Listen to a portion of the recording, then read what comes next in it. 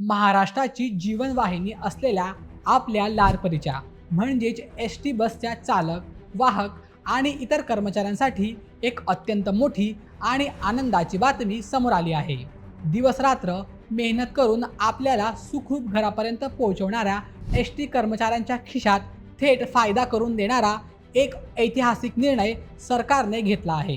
मुंबईतील वाहतूक भवनात झालेल्या एका हाय लेवल बैठकीत परिवहन मंत्र्यांनी ही घोषणा केली असून यामुळे राज्यातील तब्बल 86,000 एस टी कर्मचाऱ्यांना आणि त्यांच्या कुटुंबांना मोठा दिलासा मिळाला आहे। नक्की काय निर्णय झाला आहे आणि कर्मचाऱ्यांचा पगार कसा वाढणार आहे, जाणून घेऊयात अगदी सविस्तर पद्धतीने आजच्या व्हिडिओमध्ये। तर मित्रांनो, या निर्णयानुसार एस टी कर्मचाऱ्यांच्या महागाई भत्ता म्हणजेच DA आता 53% थेट 58% करण्यात आला आहे। म्हणजेच एका झटक्यात पूर्ण 5% घसघशीत वाढ करण्यात आली आहे। विशेष म्हणजे हा महागाई भत्ता आता हुबेहूब राज्य सरकारी कर्मचाऱ्यांच्या बरोबरीने मिळणार आहे, जी खूप वर्षांपासूनची मागणी होती।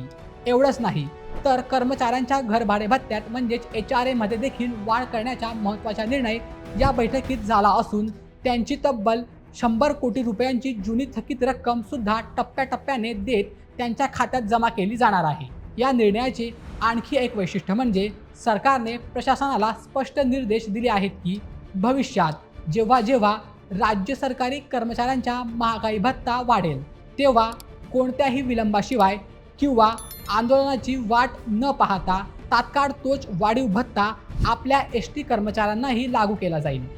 एकीकडे कर्मचाऱ्यांचे पगार वाढत असताना दुसरीकडे प्रवाशांच्या सुविधेसाठी 2035 पर्यंत एस टी महामंडळाचा ताफा 100% इलेक्ट्रिक करण्याचा आणि 3,500 नवीन बसेस आणण्याचा संकल्पही सरकारने केला आहे। सर्वसामान्यांची सेवा करणाऱ्या आपल्या एस टी कर्मचाऱ्यांसाठी झालेला हा निर्णय तुम्हाला कसा वाटला ते आम्हाला कमेंट करून नक्की सांगा आणि अशा व्हिडिओसाठी आपल्या बोल एम एचच्या यूट्यूब चॅनलला सबस्क्राईब करायला विसरू नका।